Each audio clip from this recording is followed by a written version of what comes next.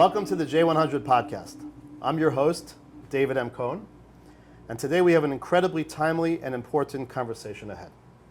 Our guest is Jonathan Greenblatt, the CEO of the Anti-Defamation League, or ADL, an organization that's been leading the fight against hate for over a century. And Jonathan just completed a decade at the helm. Navigating the challenges of rising anti-Semitism, online extremism, and the ever-evolving landscape of free speech and social media. Today, we're diving into the ADL's critical work, especially in the face of a surge in anti-Semitic incidents and anti-Israel rhetoric. We'll discuss the fine line between legitimate criticism of Israel and anti-Semitism, how the ADL is pushing back against both the far right and far left sources of hate. But it's not just about fighting hate. Jonathan's also been a vocal advocate for Israel, a champion for Jewish identity, someone who has had to navigate the often thorny intersection of advocacy, morality, and politics in a world where the lines between free speech and hate speech are increasingly blurred. Yeah. With so much happening in the world right now, I'm excited for this conversation and for the insights Jonathan will bring. Jonathan, welcome to the podcast. Thank you. Let's jump right in. Thank you for having me. I'm an avid reader of Allgemeiner, so just delighted to be on today. Thank you. It's great to be here. We got to spend some time together over some food a few months ago, and it's great to have this the great forum again. So I just gotta open up by asking you, what does it feel like to be in your shoes at the current moment? Well, it's interesting. I mean, I think, David, I think all American Jews are sort of struggling in this moment. And I'm, first and foremost, a Jewish person like everybody else. And so I am worried about the same trends, the same phenomenon. I mean, I speak to Jewish people all over the country every single day, and they're alarmed. And so as a Jewish person, I share that sense of anxiety. And at the same time, as the head of ADL, I feel a deep responsibility. I mean, ADL is the oldest anti-hate organization in the country. It was founded in 1913 around the Leo Frank trial, which I know your audience is familiar with, so I don't need to belabor it. But we were founded at a time when Jews faced systemic discrimination, right? Couldn't get treatment in many hospitals, live in many neighborhoods, work in many professions, attend many universities, and so on and so forth. After ADL was founded, we were the organization that helped overturn those laws and break open those quotas and change those hiring practices and really address and wrestle down anti-Jewish discrimination in America.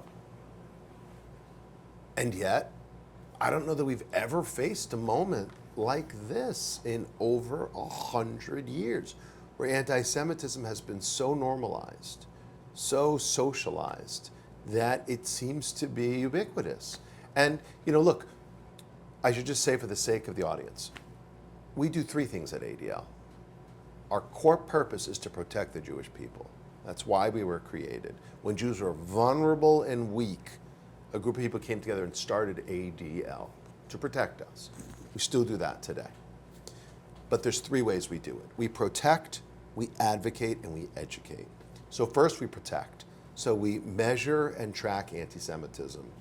And I'll tell you what we're seeing. We've been measuring anti-Semitic attitudes since the early 1960s, okay? Mm-hmm. And the data is astonishing. Essentially, to make a long story short, in the last 5 years, we have seen the percentage of Americans with intense anti-Jewish attitudes reach levels we haven't seen since the 1960s. From 11% of the population in 2019 to 24% last year express elevated or intense anti-Semitic ideas. I'm going to stop you right there. What changed? Why is that? Why is the temperament and climate of American society becoming seemingly anti-Semitic? There are multiple factors that are driving this. Number one, I think it's important to note, it didn't start overnight. It didn't start on October the 7th.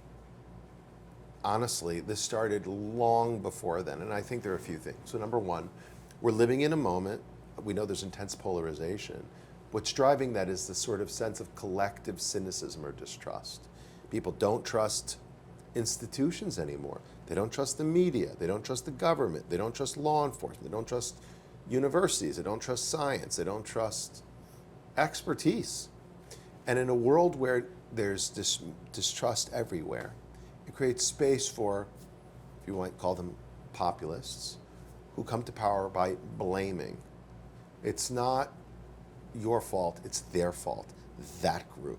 Jews are the perennial scapegoats. So in an environment where cynicism is high, conspiracy theories are rampant, no one should be surprised that the Jews end up getting blamed. You see it on the far left and the far right. That's number one. Number two, like, extremists feel emboldened in this space. The reason why we have people like Marjorie Taylor Greene and Rashida Tlaib, who in fact, instead of being isolated, are embraced by the leadership of both parties, is the best evidence about how extremism is actually being rewarded rather than like adequately reckoned with. Mm-hmm. So when extremists feel emboldened, you get people like Mamdani winning Democratic primaries, or you get people like Tucker Carlson being one of the most popular podcasts in the country. So number one, cynicism, conspiracy theories lead to scapegoating. Number two, extremists being emboldened. And then number three, and it's related, the kind of the collapse of traditional media and the explosion of social media. Right. So again, expertise is not valued anymore. Influencers are. Like, fact checking is out the window, but feelings are what dominates. And now today, young people, I mean, look, we had problems. They were getting their information from the New York Times. Right. Now they're getting information from TikTok, right, which is exponentially worse. Right. And not just TikTok, all the social media platforms. So in a world where, you know, Hassan Piker poses as a journalist, mm-hmm, or a world where, you know, Pod Save America or Candace Owens right, is credible, we're all in trouble. right. No, it's all very fair So points. all those things, it makes it hard. It just makes it hard. Right. So I read, I imagine this is correct, that you are the grandchild of Holocaust survivors. Is that Yeah, accurate? my grandfather was from survivor from Germany. Yes. So I can only imagine coming from that heritage and that lineage, and you hear people being called Nazis and distortion. I'm just curious how that background reflects or gives you input on what we're experiencing. Well, it's an interesting question, David. You know, so I grew up in a town in Connecticut, in Trumbull, Connecticut. Okay. Not a nice place, not really on the map in a meaningful way. Yeah. Although we did have the Little League World Champions in 1989. Nice. I was an umpire for that team. Cool. Little known fact. But the truth is that, you know, I had a little bit of anti-Semitism in school, like pennies thrown at me, or I was called names, but nothing real. But having my grandfather, my dad's dad, meant that like anti-Semitism was sort of always like in the background, right? It wasn't foregrounded, but it was always there. So now when I flash forward to today, and I hear these claims that Israel's a Nazi state, that Jews are the new Nazis, or that Trump is putting people in concentration camps and so on and so forth, like, it's nauseating to me. Right. Because these things are, I think the comparisons are not just unhelpful, and they are. I think they drive and like cement the prejudices that are just lurking under the surface. Right. They inflame what you're already describing as very much rooted in society, and then it just kind of inflames, and it just adds fuel to the fire, and it's right. It's terrible. Beyond. Right. So We all have to be careful of the language that we use. Right. It's incredible. Right. for sure, and language has consequences. I mean, as I think it was Rabbi Sachs who said that it starts with words, Right. and it really truly does. So we need to be careful, and diminishing or distorting or denying the Holocaust creates space for new kind of tragedies. And it's up to us to learn the lessons of history. And as Jews, as the people of the book, it's up to us to remind those who would opt to forget. Okay, very good. At your core, you're an entrepreneur, right? You've had a very interesting, diverse career, leading even up to the last decade at the ADL. Mm-hmm. Particularly, you were involved in the startup space. I think you had a startup, in fact, a water company. We're drinking water right now. That was purchased Not by Ethos Water. Starbucks. We sold the company. Right? I So- co-founded a business we sold to Starbucks. So I'd love to hear a little bit how those experiences inform the work that you're doing today. Well, when I was a work study student at Tufts University, and I was first in my family to graduate from college. And so my parents didn't have a lot of context for what I was necessarily doing at Tufts. But I kind of wanted to change the world. That was what inspired me. And I ended up, when I was 21, going to volunteer for this guy who was running for president So basically, I had to Bill work. Clinton? Bill Clinton. So I had to work all these hours at school to make money to pay for college. And Bill Clinton had this idea of people serving their communities, like teaching for 2 years to pay their college loans. That became what we now know as Teach for America. And he announced that. I remember, and I thought, oh, that's a much better idea than, mopping floors and doing dishes like I was. So that was very motivating to me. He also had a position, if you remember, on Bosnia, because President George H.W. Bush hadn't done anything, and President Clinton Governor Clinton was intent on engaging and trying to stop the genocide, as it were, when the Serbians were trying to ethnically cleanse A real genocide. a real genocide, also it is now. And so that was also motivating me as some Holocaust survivor. So I ended up, right after I graduated, moving down to Little Rock, Arkansas, and going to work for Governor Clinton. And I didn't necessarily think he was going to win. He hadn't won the primary, but I wanted to fight the good fight. Now it turns out that he won, and I ended up going to Washington. And for me, it was look, he didn't win because of me. It's an amazing campaign, but with a lot of extraordinary people. But for me, being a small part of this big moment it validated this view that I had. And so whether it was going to work in the White House after that, whether it was starting or co-founding Ethos Water with my roommate from business school, whether it was launching kind of this thing called All for Good, this big volunteer play that we sold, whether it was going to serve in the Obama White House, and whether it was taking this job. So whether it's in business or government or nonprofit, for me the thread is why I changed the world, and I still do. And as the grandson of a Holocaust survivor, and also the husband of a political refugee from Iran. So my wife and her family escaped Iran in the late 1980s, came to this country. And so they lived through the Islamic Revolution, they lived through the Iran-Iraq War, they escaped with fake passports. My wife has a passport, so she's a Muslim. They weren't letting Jews leave at the time. Wow. She snuck out, never to go back. So for me, anti-Semitism is this phenomenon that shaped the life of my grandfather, of my in-laws, and I want my kids and my grandchildren, God willing one day, to be born right here in America. So I took this job because what I want to change now, the dent that I want to leave in the universe now, is to make sure America is as good to my Jewish grandchildren as it was to me and my brother and my cousins. I'm going to digress for a second because you mentioned your wife's ancestry, Persian, Iran. Obviously, we're sitting here a little bit after events of the 12-day war between Israel and Iran, and the United States of America putting the final hammer blow in that operation with the B-2 bombers. How did you feel, just kind of, not in your professional role even, just you, the family that has connections to Iran, how did that make you feel? Well, look, my wife, who's a human rights activist herself, my wife and my in-laws and their family can never go back. They'll be arrested if they do. It's a despotic, tyrannical, fundamentalist regime. Despotic in every way. And so for me, it saddens me that the country has gotten to the point where this war had to happen. The Iranian government has chosen to divest from their own country and invest in terror and invest in nuclearization, invest in missile development, invest in terror. It's revolting. Right. And not just a dereliction of duty, it's like a war crime. Now that being said, I was glad that we went in and supported the Israelis and what they needed to do, because that needed to happen. My regret is I didn't knock off the regime. I know it's not fashionable to say it, but I don't think Khamenei, I don't think the Islamic Republic, as it's currently constituted, will ever countenance peace with America, let alone Israel. Right. Again, it's an extremist regime that seeks to destroy the Jewish state and seeks to undermine America. They're very explicit about it. They don't hide it. They declared war against us 46 some odd years ago. And so I was glad we did what we did. I wish we'd gone further, because the Iranian people are amazing. Right. Persian civilization is extraordinary. Right. It's a gift to the world. Right. And it's just a shame that these kind of,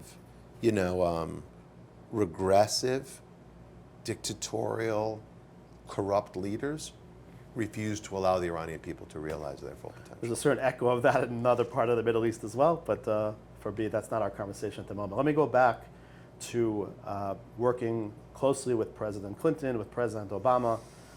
I'm always a big fan. I read a lot of biographies. I always like to learn lessons, life lessons from great people, people in powerful, influential positions. Curious if you would just share a little bit about the two presidents you were fortunate to be close with and work for, what you learned from each of them, and again, how you apply it kind of to your life today. Well, I definitely believe as a general rule of managing expectations, so I don't want to overstate what I did for President Clinton. I was very young, I was at best a backbencher, as it were. But I mean, observing him, he's an encyclopedic individual. Like, his mind is extraordinary. I've heard that, yeah. And he deeply, profoundly, I've seen him again and again and again demonstrate the human touch. So one of the things that I learned early on, and I was talking about this with my team in a different context earlier today, President Clinton always had the facts at his command. I mean, he'd be in the office working on a briefing thing at 9 or 10 o'clock at night. He would call over from the residence because he was reading the briefing materials and would find a fault like in a footnote. Right. It was crazy. But even though he had all the facts at his command, he focused on feelings. He made people feel heard. He had this famous phrase he used to say, like, I feel your pain, or something like that. Like, everyone, when you were talking to President Clinton, you felt like you were the only person in the room. And that human connection was extraordinary. I'll give you a compliment because I think you may know that I know one of your employees, and he told me a similar trait about you, that you're a really good person. So, that's nice. So you've inculcated that. That's nice. President Clinton really did that well. And then flash forward, President Obama, I was a much more senior person in the White House at that time and had a fair amount of interaction with him. Incredibly analytic, incredibly focused, incredibly efficient. Now, I ran the Office of Social Innovation for him. I was focused on how to accelerate economic growth and boost job creation. So again, I did international economics for Clinton. So in both of those roles, I was very far afield from what I'm doing now. But I would tell you that I think what I appreciate about President Obama, again, very efficient, very analytic, and willing to take risks, willing to try stuff. Like, my office was doing really novel approaches to policy that had never been done before. And President Obama embraced trying to drive change. And I really appreciated that about him. Now that maybe works when you're president of the United States. I'm saying, I'm curious, like, for the more common person, Yeah. how do you encourage or assess when you should take risks, when you shouldn't take risks? That's a good question. I mean, as a leader, I think all my people know you'll never get fired at ADL for trying more stuff. And frankly, this is a good thing to talk about here on this podcast, because as we said at the top, like, how does it feel? Like, we are living through this tsunami of anti-Semitism right now, this 100-year storm. You'd have to be, like, willfully ignorant not to see it. It's happening all around us.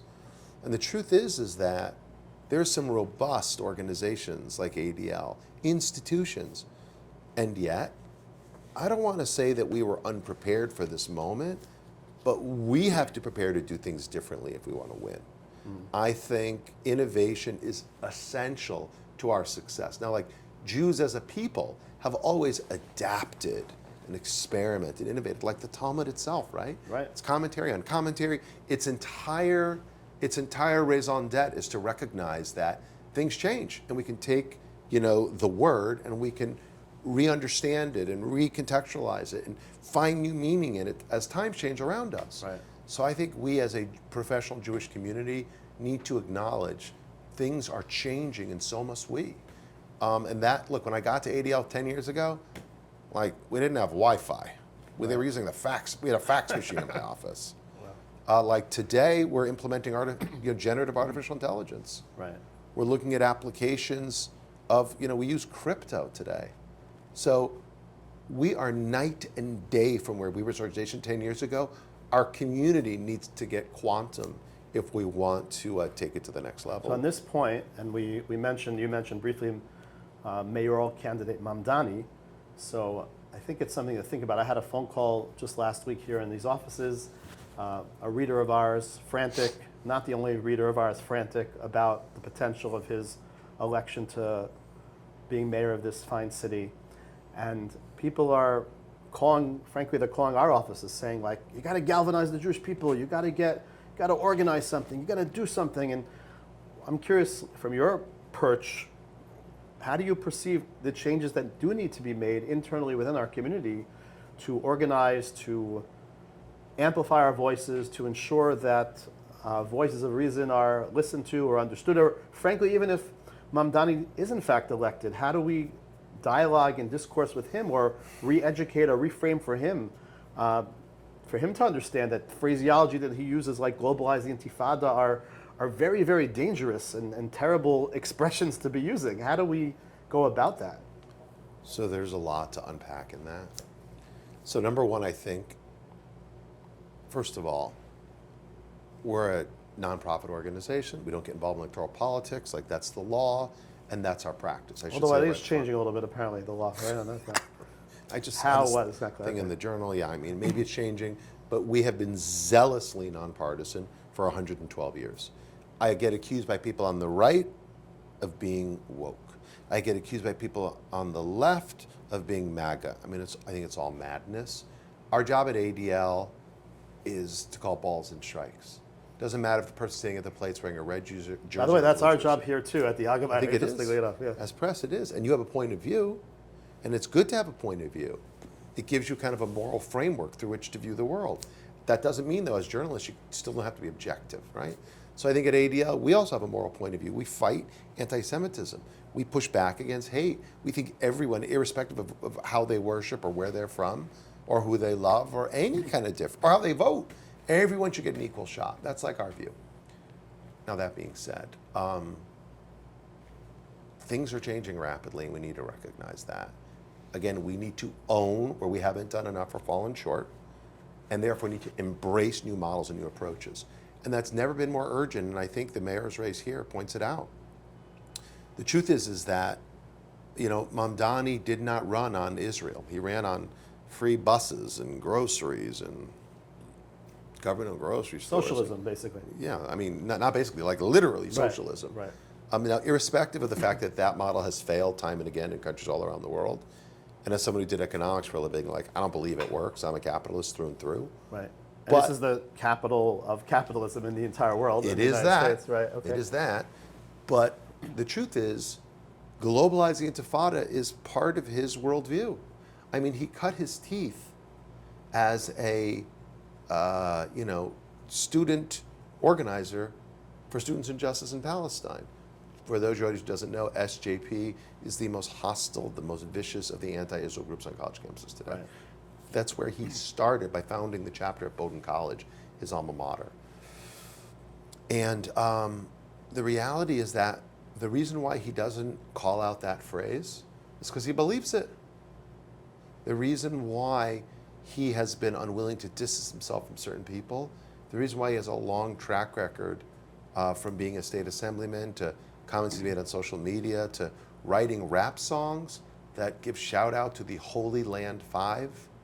These are the people who were arrested, prosecuted, and sentenced by the U.S. government for their role in raising money for Hamas here in America in the 90s.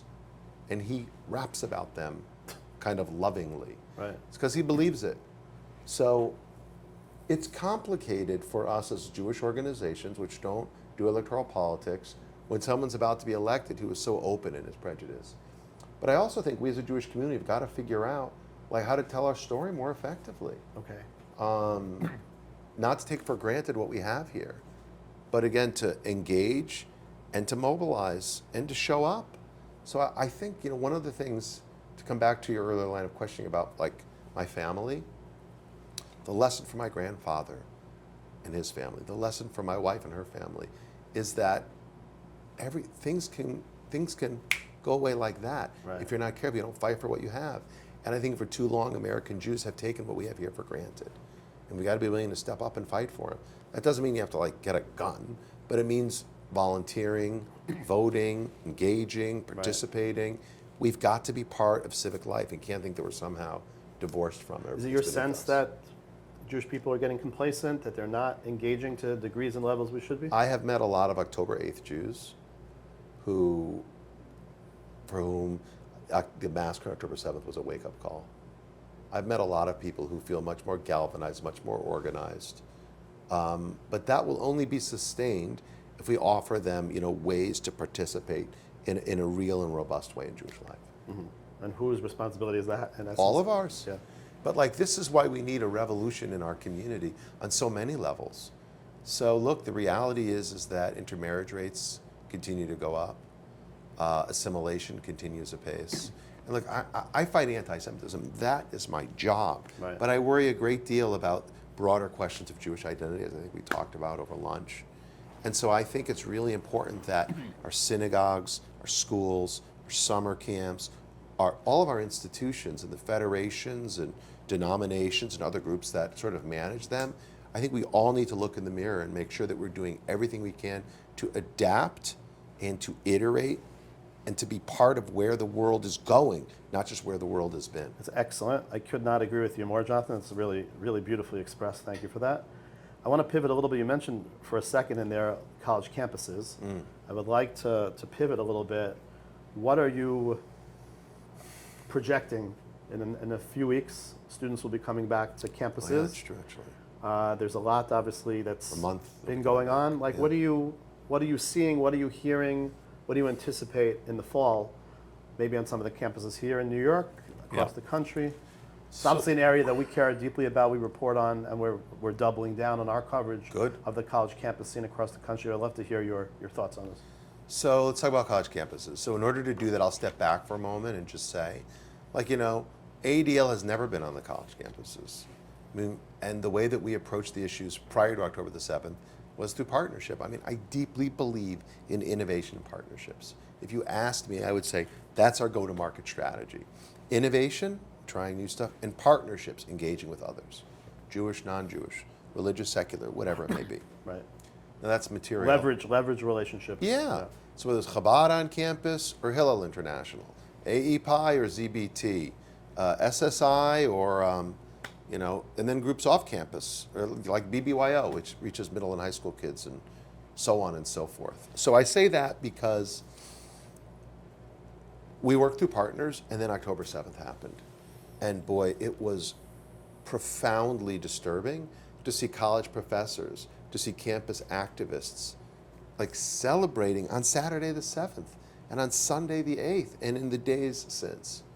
And even more alarming to see schools like Columbia, where I think at one point 20% of the population was Jewish, overrun by radicals, concealing their identities, vandalizing buildings, like assaulting their Jewish students, essentially terrorizing them. And I've been to lots of schools, David, in the last 2 years. I've talked to lots of Jewish students, states, large state schools, small liberal arts colleges, Ivy League institutions, you name it.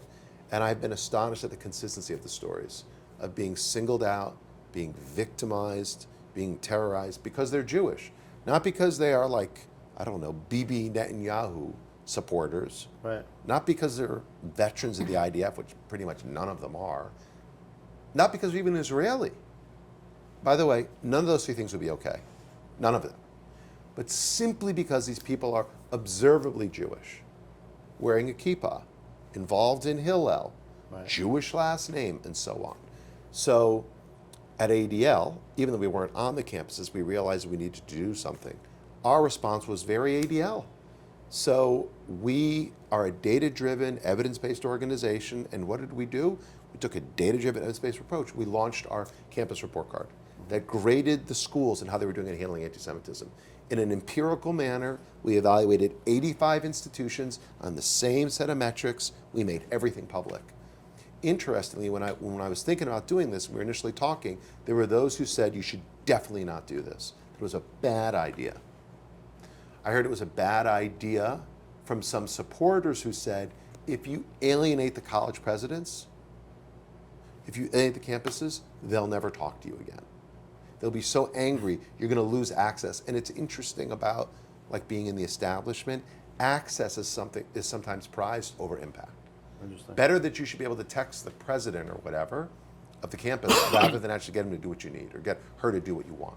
So that was one thing I heard. And I also heard from like Hillel, who actually released, Hillel International, issued a press release the day we released our report card, slamming it.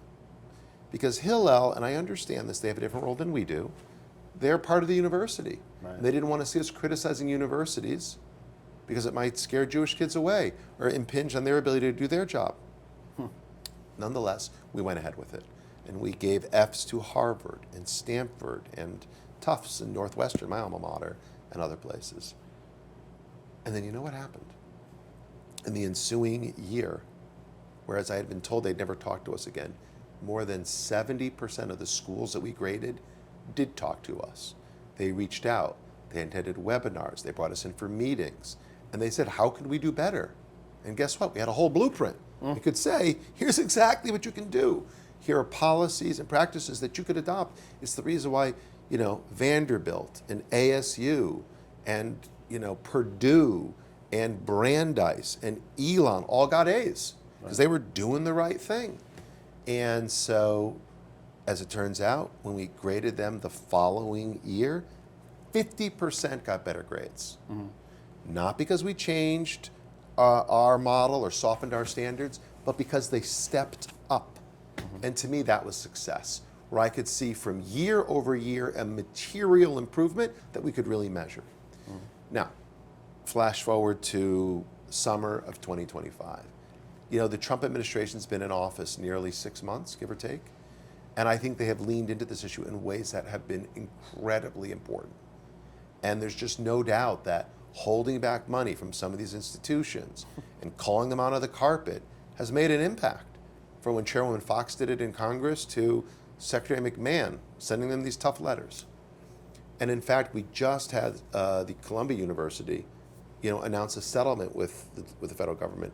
I think that's a great thing, because Columbia is finally making the changes they need to make. Is it perfect? No. Is it better than previously? Absolutely. So I'm super supportive of it.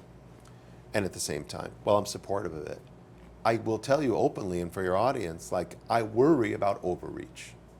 Because I believe that while we have problems at these universities, and we definitely do, and I've studied this issue in depth, the reality is that we need our universities to succeed. We need them to prosper. What I mean by that is they're sources of innovation and opportunity and research, everything. And by the way, they help America on so many levels. So there are some who say the rot is so deep, just let them go away. I just don't agree with that. I actually don't want Harvard or Columbia or Stanford or MIT just to go the way of the dodo. I think we lose. I think the Jewish community loses in that instance. You're reminding me, there was, I don't know, maybe a month or two or three ago, even the Wall Street Journal on a Saturday, on a Shabbat, they had an interesting panel of the editorial board discussing Harvard, what's next, or should we or shouldn't we? And it was an interesting expression. A lot of the people there who are thoughtful people did express this view that, of course, these institutions are incredibly valuable. We obviously have to make the corrections, and we have to encourage, and we have to see the improvements, and we have to communicate, we have to dialogue. But to do what, to throw the baby out with the bathwater is not exactly what we're. I totally agree with that. How do we win if all the Jews leave the Ivy League? How do we win if we don't have a Princeton University anymore? How is that good for America? The place where Albert Einstein had refuge, the place where so many of our greatest minds were. Now, I will say there is also merit to new models and innovation. So I think about the University of Texas at Austin, the University of Austin at Texas. Bravo. I think about how other schools like University of Florida, University of Miami, also have done amazing work. And now Georgia, Alabama, Miami, they all got A's the second time we did the report card. And they're pulling new students they never had before. That's great too. So I would kind of liken this to if you have a house, beautiful house, and you find out it has mold in it. You don't blow up the house. You don't just pick up and move to a whole nother house. You do remediation. And the mold may be deep, but you can still remove it and, God willing, repair the structure. That's what I want to see happen. I'm hearing you're optimistic that this is moving in a more positive, better direction over time. So here's what I would say. I have been saying for a long time, based on what the administration was doing and the trends, that we were going to see a very quiet fall. It was going to be much better. The schools are taking it more seriously, and they are. The Trump administration has applied penalties appropriately. I think things have been working. But now I will share, I am very alarmed about these images and these videos and these stories coming out of Gaza. So I wear my pin every day since October the 7th. My next question, by the way. So you went about right the hostages. I wanted this. Yeah. Go ahead. So, or I wear my dog tag. Typically wear the dog tag when I'm not wearing the pin, whatever. I want these hostages released. I've met the families. I have met many of the former hostages themselves. The ADL is suing the Islamic Republic of Iran for their role in allowing, representing 180 Israeli American families. Amazing. This is the thing I want more than the hostages come home.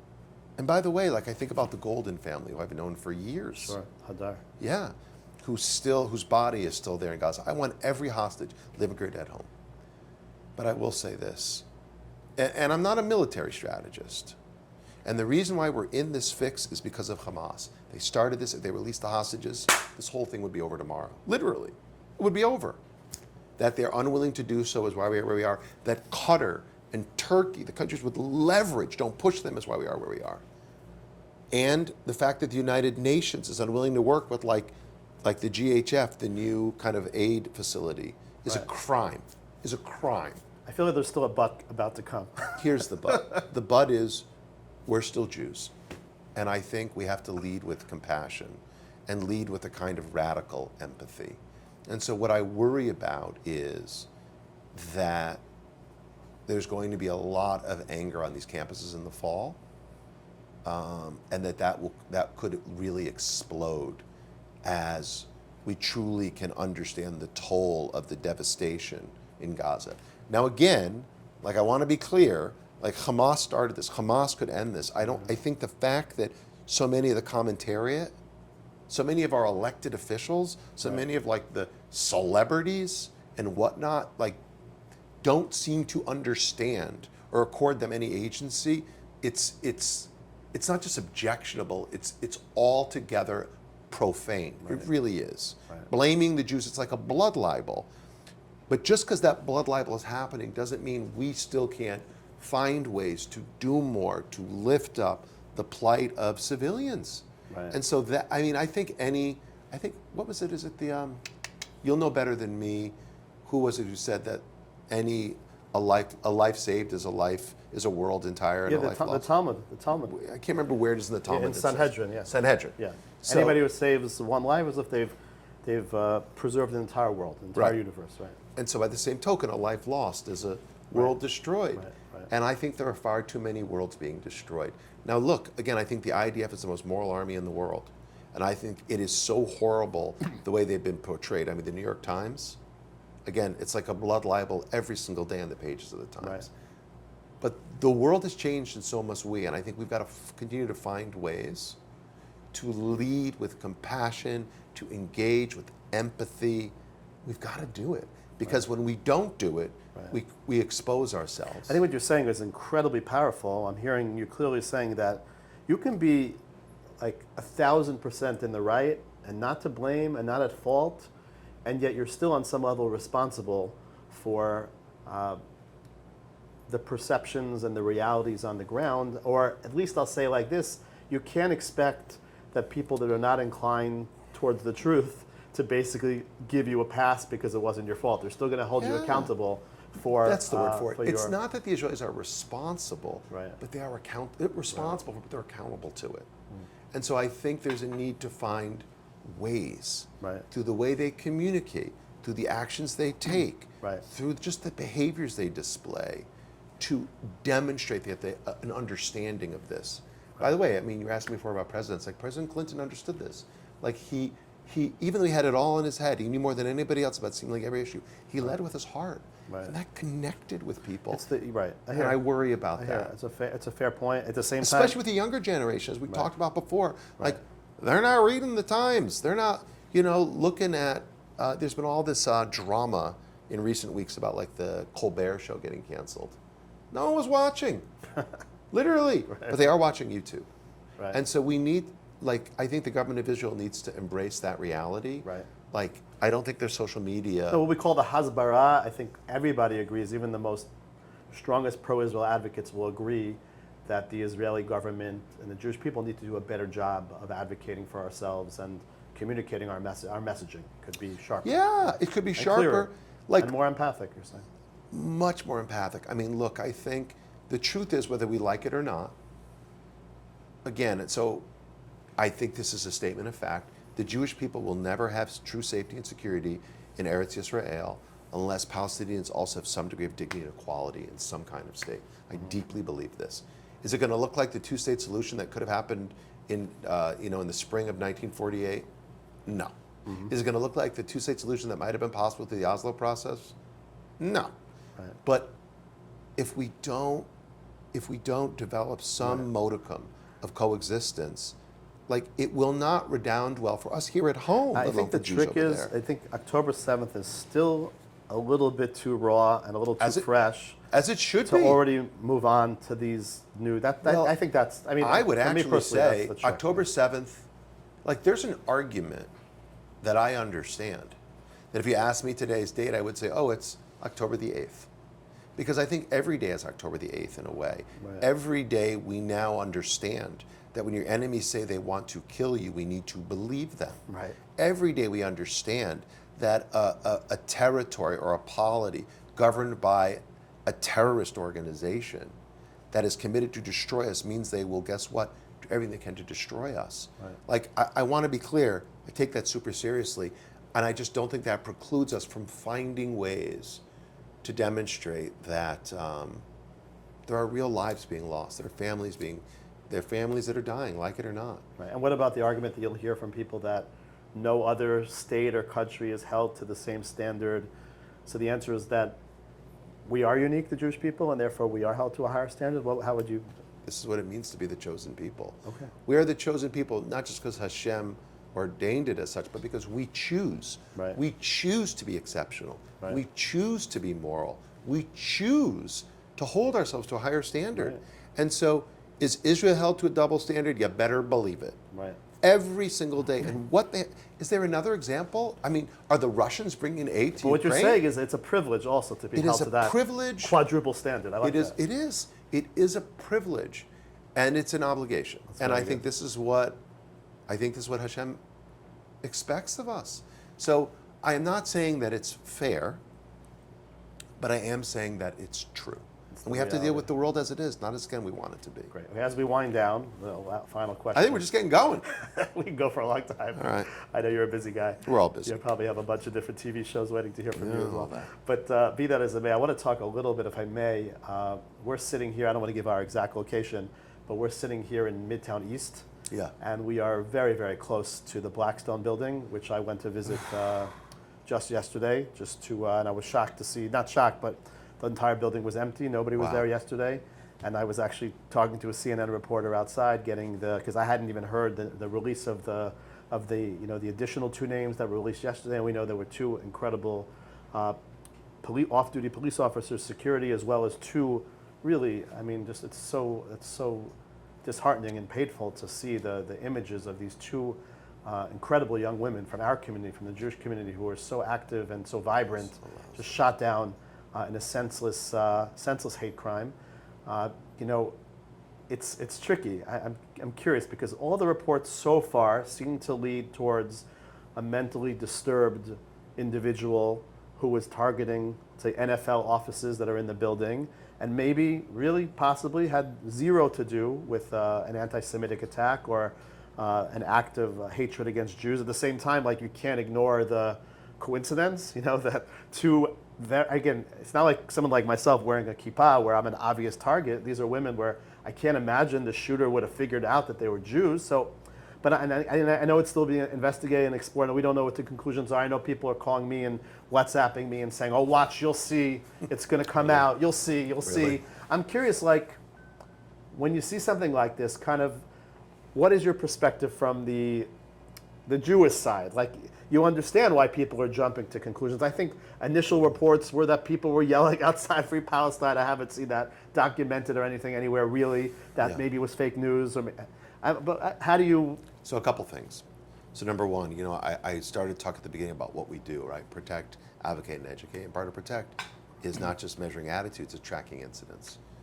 Our Center on Extremism at ADL, we have 40 plus people who all day long are monitoring extremist websites, social media accounts, as well as the dark web, video games, podcasts, messaging applications, short form video, streaming services, you name it. Like, we're watching it.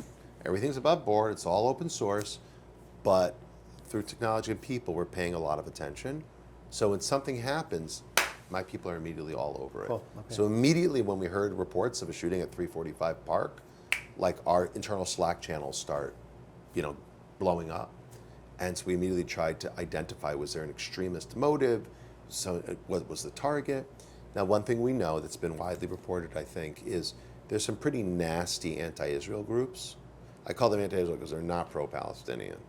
If you support Hamas, you're not pro-Palestinian. But anti-Israel groups, and there's one whose name I don't want to give them, I don't want to dignify them by mentioning where they their have name. that map of the different locations? They have many maps. Right. And they update these maps. Oftentimes ADL offices are on the map. Big businesses are on the map.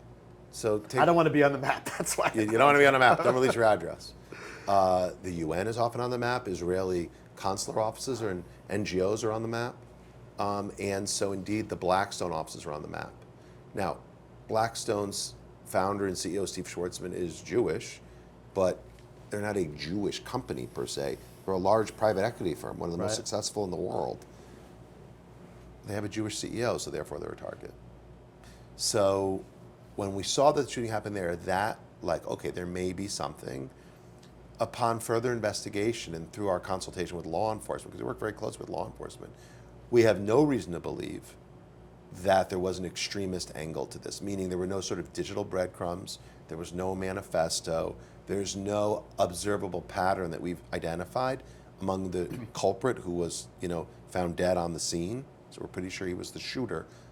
He doesn't have any indication of an anti-Semitic history. That being said, it is very, very reasonable that Jewish people see this and they're alarmed, because we remember Pittsburgh, and we remember Poway, and we remember Colleyville, and we remember, by the way, not just Boulder and Washington, D.C. in recent months, the firebombing and the shooting, but we just celebrated, I think it was the 20th anniversary of a shooting at the Jewish Federation in Seattle, where someone who's inspired by what I would characterize as Islamism went and killed a woman at the Federation offices. Or what happened in D.C. What happened in D.C., the shooting of those two individuals. Right. In the back, the man fired 20 rounds at them. Wow. And somehow a New York Times columnist couldn't call that anti-Semitism. So there's a reason why Jews feel tense. Actually, it's interesting to get back to where you started 10 years on the job. 10 years ago, I went to Europe for the first time as ADL CEO, and I visited a school in the suburbs of France. They must have had walls that were 15 feet high around the building, I swear to God. The French Foreign Legion was guarding the building. The French Foreign Legion with large automatic weapons in camo. And I watched little kids walk past with Hello Kitty backpacks and such into the building. I thought, oh my God, could you imagine that? Now here in the United States, every school, every synagogue, every JCC has an extraordinary security apparatus. And so when a shooting happens, it's reasonable to be worried that it could be targeting us, because oftentimes they are. More often than not, they are. And you see that in the hate crime data. I mean, last year was not just the worst year in terms of sheer numbers targeting Jews, and it was, but on a per capita basis, Jews are the most targeted minority in the United States. So again, on a per volume basis, they're more anti-black hate crimes, more anti-LGBTQ incidents. Right. Okay, than there are anti-Jewish. But keep in mind, it's only 7 million Jews. Right. But if you look at it on a per capita basis, the numbers targeting us are simply way higher. Right. So I think that's a certain irony that you have here this terrible attack, and the two quote-unquote civilians that end up being victimized are Jewish. That these it women could have just been two non-Jewish people. It would have been okay, But these women, Wesley and it, Julia. right. Wesley was super involved in UJA and Jewish Federation. Right. She was super active on the board of the Heschel School, And so professionally accomplished, so high up at Blackstone. One of the top women at Blackstone. And then this young woman, Julia Hyman, who was an associate at Rudin, the real estate firm that owned the building. Sure. It's interesting because those bookends, a highly accomplished Jewish woman deep in her community and a young woman just getting involved in her community at the start of her career. It's super sad. And it just reminds us that tragedy can strike, and we're not immune from it. So again, we choose to be chosen, and we've got to do our part to lead the best lives that we can while we're here, to represent our people to the best of our ability. show respect for our faith, and respect for this place that's given us so much. It's a beautiful way to wind down. A final question. Just share with us briefly, momentarily, the vision going forward, the next 10 years. What do you hope, if we're sitting here, hopefully both of us in our seats, 10 years forward, what's our conversation like? So let's see, if it were today, we're Gonna make a note of it? end of July 2035. Okay. Number one, it'd be great if the ADL was out of business. Anti-Semitism was solved. Everything was great. It's probably not going to happen. But let's see where we could be. Number one, I'd like to see anti-Semitic attitudes reduced to their sort of historic levels. I don't know if they'll ever go away, but I'd love to see them shrink back to where they were, say, 15 years ago, 10 years ago. Number two, anti-Semitic attitudes way down. Number three, Abraham Accords that fully integrate Israel, not just into the Arab Middle East, but the broader Muslim world, right? From, Tunisia, because already there you have Morocco, let's say Morocco, all the way to Indonesia and everything in between. Mm-hmm. I'd like to see Jewish kids be able to, attend secular institutions if they so choose, and to be openly, proudly Jewish and Zionist. Right. I'd like to see, I hope we'll see a Jewish president elected in that time. I hope we'll see... You gonna run? Absolutely, Not. definitively, positively not. So if you're watching Polymarket, the odds of me winning any race should be 0.00 because I ain't ever running for anything. But ultimately, like in 10 years, I hope my kids are leading the most Jewish lives they want to lead. Whether that means they go to shul once a year or every day, right? Whether they land to fill in once a year or 6 times a week. I want my boys, I want my kids, I want my family to be able to live in this country, if that's what they choose to be, as Jewishly as they want to be. And I'm encouraged by that final salvo because it reminds me, and I think we have to be reminded all the time, that as difficult and as challenging as things are right now in the United States of America, this is still an amazing country, and there's still so many people that we both get to interact with, that we all get to interact with, that very much do appreciate our heritage and what we bring to society and what the State of Israel does. And I think sometimes we, because it's so loud and it's so challenging, we sometimes lose sight of that bigger picture. Could it be better? Yes. Is it going to be better? Yes. But at the same time, I don't want to lose sight of the reality that we do live in a great country and we do have a lot of friends. So that's something that I'm grateful for as well. Here. I mean, keep that in mind. I mean, putting the State of Israel aside for a moment, like in diaspora, this is the greatest country that Jewish people have ever known in the history of our exile. I mean, never before have we lived with so much opportunity, with so much promise. I mean, again, for all the negatives, and there are lots of negatives, it's extraordinary. By the way, this president has a Jewish daughter and Jewish grandchildren. Right. By the way, the last president, like his vice president had a Jewish husband. There was a Jewish member of the first family. Like that is whether you like him or not, right? The truth is that Chuck Schumer is the highest ranking Jewish person ever to hold elected office in America. Like that is something else. And we should be proud of those accomplishments. And at the same time, like as we've been talking about, we have the privilege and the obligation of trying to live to the highest standard we can. So God willing, we'll see even better days ahead.